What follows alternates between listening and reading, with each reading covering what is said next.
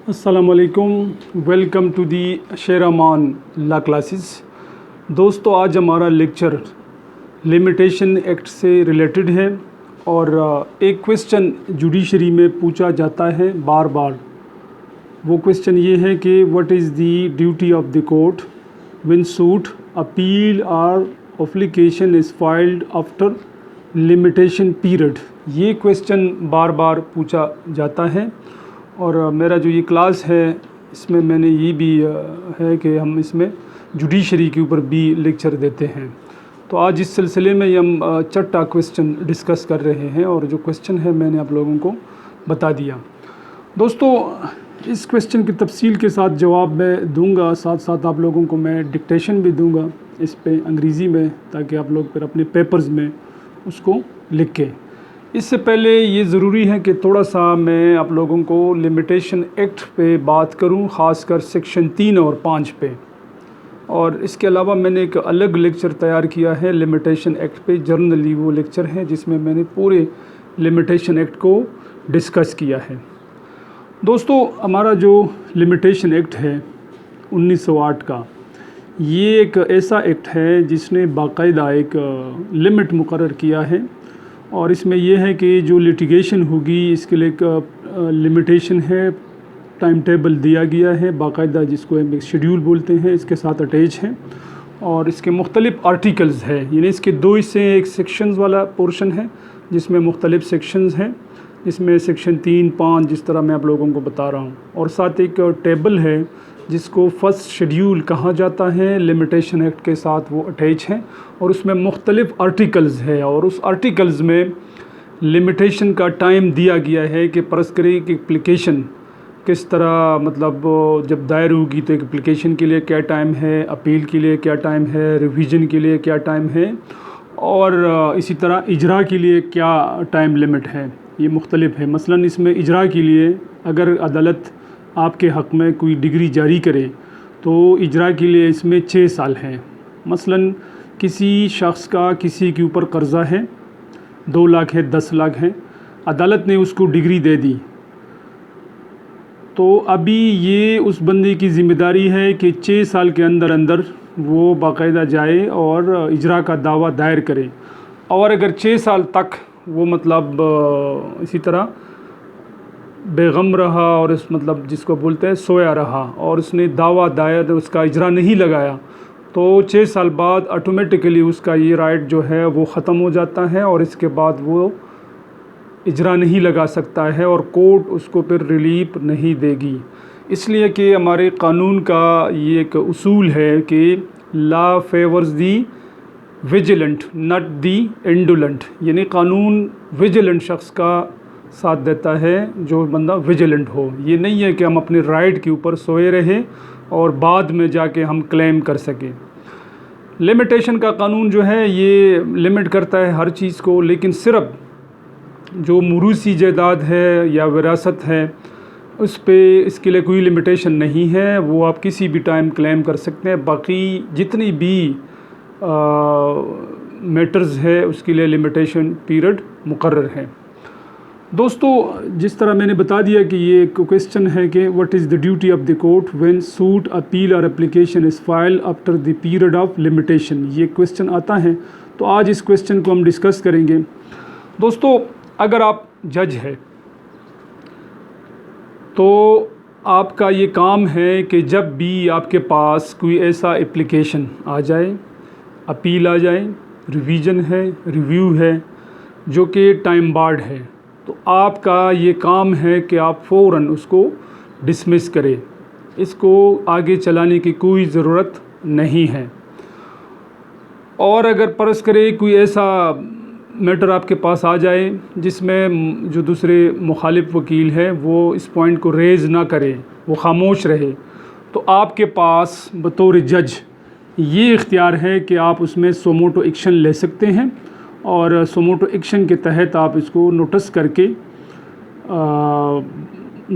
दोनों पार्टीज़ को कि ये मेरे पास ये जो केस आया हुआ है ये टाइम बार्ड है, लिहाजा आप लोग इसके ऊपर आर्गूमेंट करें और आर्गूमेंट सुनने के बाद आप इसको डिसमिस कर सकते हो। इसके अलावा सोमोटो एक्शन में बग़ैर नोटिस के भी आप इसको डिसमिस कर सकते हो। आप एक ऑर्डर पास करें, इसमें लिख के कि ये सूट है या अपील है, ये मेरे पास आया है, इसको मैंने स्टडी किया, ये जब मैंने देखा तो ये लिमिटेशन इसको हिट कर चुका है और ये टाइम बार्ड है, लिहाजा मतलब ये मुनासिब नहीं है कि मैं इस केस को चला सकूं और मैं इसको ख़ारिज करता हूं। और लिहाजा मैंने फ़ाइल इसको ख़ारिज कर दिया और फ़ाइल मैंने दाखिली दफ्तर कर दिया। तो ये भी आपके पास ये ऑप्शन मौजूद है और जजेज़ अक्सर इस तरह वो बहुत कम करते हैं, लेकिन करना चाहिए। और ये भी है कि हमारे कोर्ट्स में ये लिमिटेशन का जो इशू है लोग बहुत कम इसको देखते हैं। अगर आप वकील है किसी केस में और आपके ख़िलाफ़ कोई अपील, रिवीजन, रिव्यू या सूट दायर हो चुकी है, तो आपका काम है कि सबसे पहले आप उसको देखें।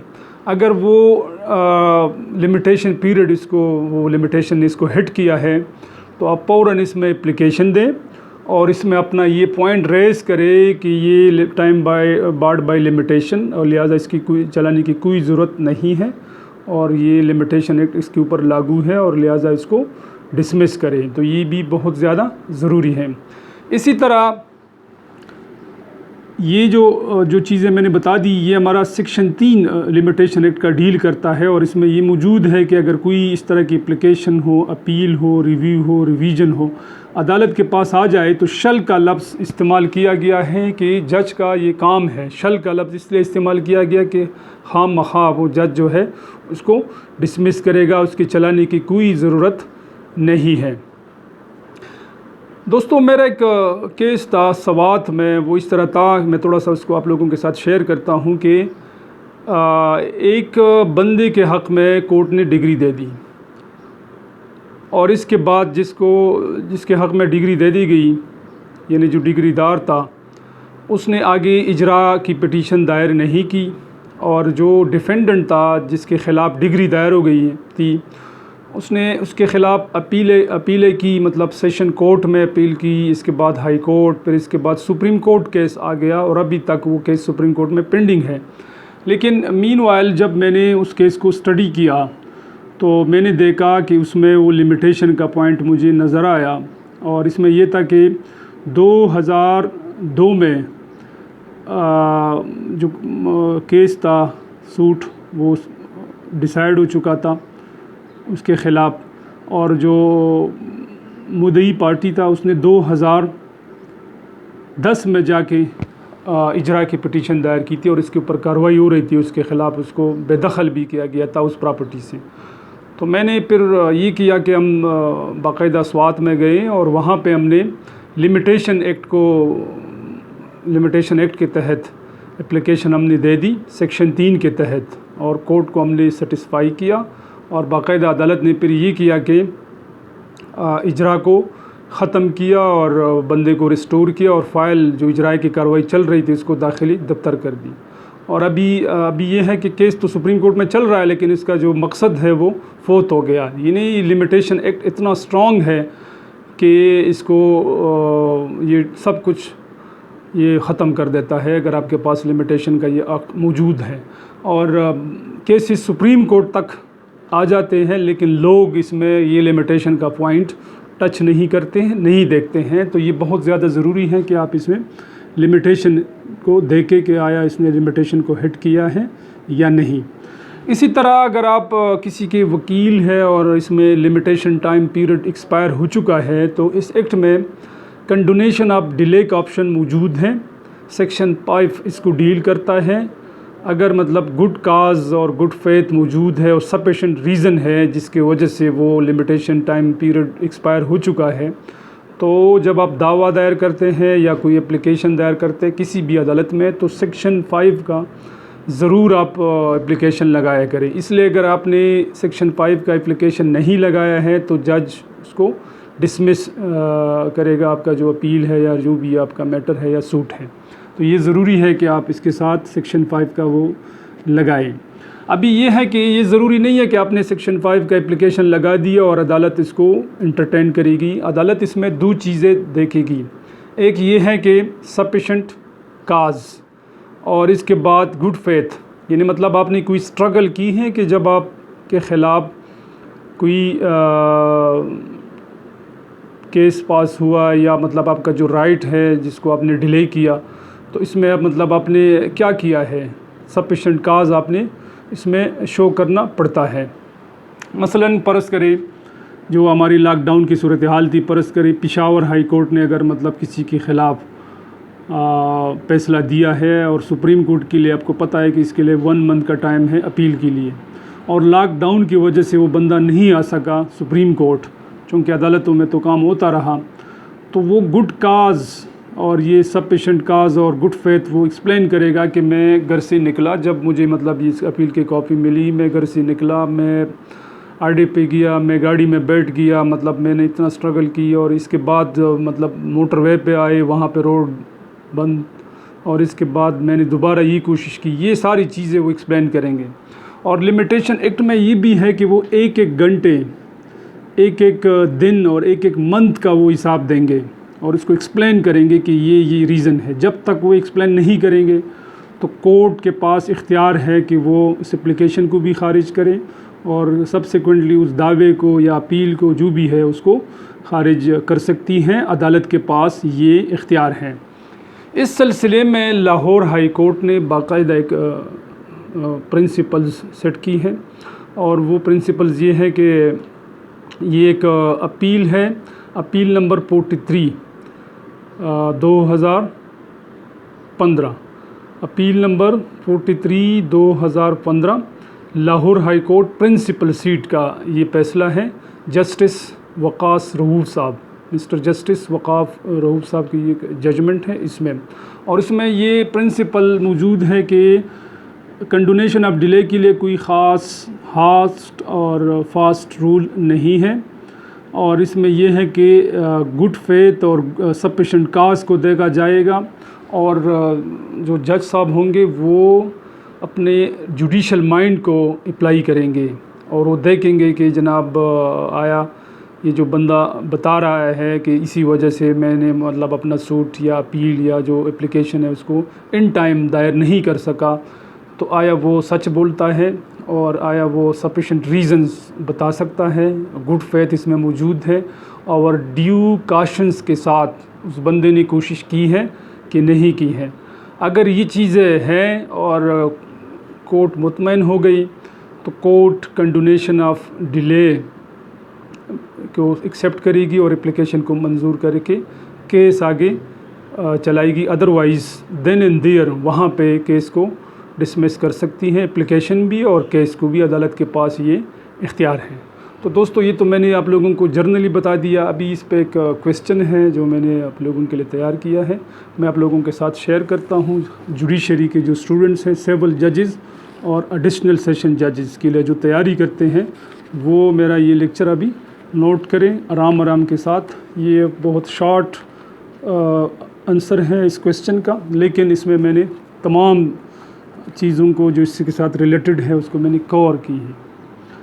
ये क्वेश्चन है, what is the duty of the court when suit comma appeal comma revision और application is filed after exhausting the period of limitation prescribed for it. इसके बाद क्वेश्चन मार्क है, इसका जवाब अभी लिख लें। Paragraph, the preamble of limitation act 1908 prescribes the time frame for suit, appeal, revision or certain applications before the court to enforce one's rights according to the given schedule table of limitation, and the said table is known as the first schedule attached with the end of the said act, full stop. Next paragraph, the section 3 of the said act says as inverted commas, every suit, appeal, revision or an application made after the expiration of limitation given in the first schedule shall be dismissed by the court। Inverted कामास में इसको बंद करें और full stop लगा दें। It is the duty of the court to determine the time limitation and then by taking suo moto spelling में बताता हूँ, SUO, फिर इसके बाद SB कैपिटल है, SUO, और इसके बाद दूसरा जो है मोटो, MOTO, इसमें M को B कैपिटल लिख के suo moto, to dismiss the same. The court shall on the objection of the opposite party dismiss the same. Full stop. Next paragraph. The court shall not entertain such suits, appeals, commas, revisions, comma, reviews which are time barred, semicolon, however के बाद comma, the court may extend the time of limitation through written application, full stop. In such situation, comma, the applicant shall explain the good faith. Good faith को, लफ्ज़ good faith को एक साथ लिखे हैं और साथ साथ इसको इन्वर्टेड कामाज में बंद करें, with due cautions, full stop. The applicant shall also explain each hour, comma, day and month delay, full stop. If the court is satisfied from the reasons for such delay, then the court shall accept such application. Next paragraph. Lahore High Court, comma, principal seat, within bracket लिखें, regular second appeal number 43 of 2015 by Justice Mirza Waqas Rauf, bracket बंद करें, held, HELD, held लिखें, इसके बाद colon लगाए और इसके बाद there is no hard and fast rule for condonation of delay, full stop. Courts are required to apply their judicial mind, judicial mind को भी सिंगल इन्वर्टेड कॉमास में बंद करें और इसके बाद फुल स्टॉप लगाए. It is therefore necessary that the sufficient cause shall be shown to the court. The court may condone the delay under section 5 of the Limitation Act. So this is the end of our dictation and also the end of my lecture on Limitation Act. In this act we discuss section 3 and section 5 and we discuss the answer related with the said question. Friends, if you like this video, please subscribe my channel. Until the next lecture, I say goodbye to you people. Thank you so much. Allah Hafiz.